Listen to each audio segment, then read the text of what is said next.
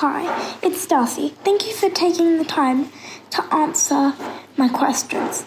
My first question is, what inspired you to write Letty and the Golden Thread? I started to write Letty because I have a background in museums. I love museums. I think they tell us a great deal about ourselves as humans. It's not just about the objects in their care, it's all about the stories behind them.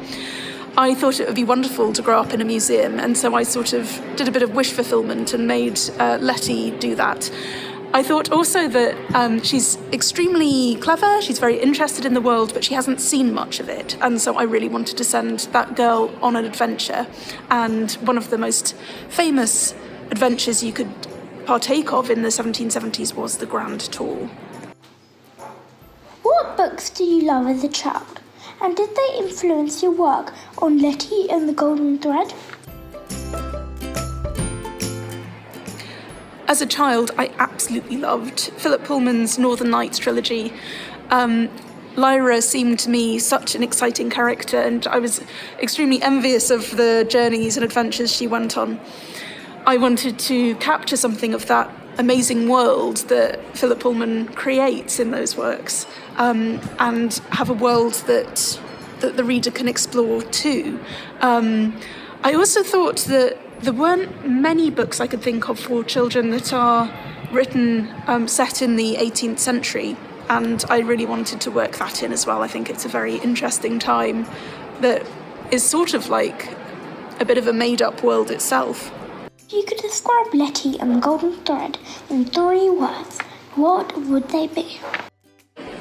I'd describe the book as historical, quirky, and I hope witty.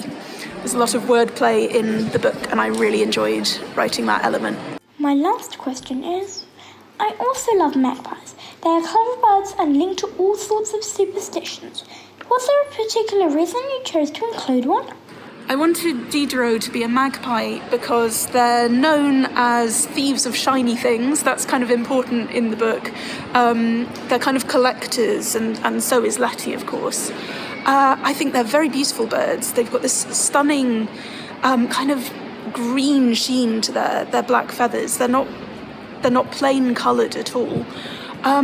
And also because they've got a bit of a bad reputation. And I thought it was high time that a magpie was the hero of a story.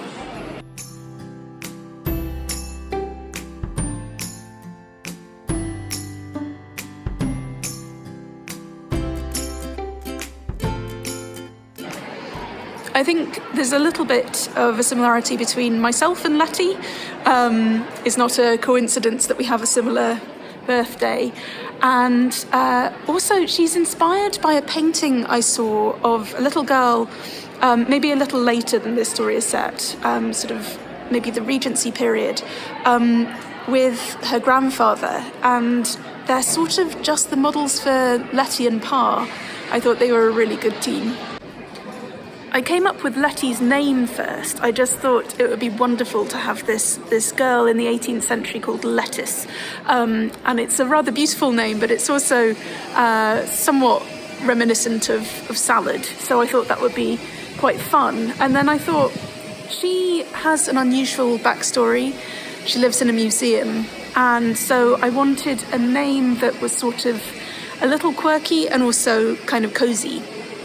And that became her character as well, a little unusual and I hope memorable. Thank you for taking the time to answer my questions. Darcey and Facey Stacey out.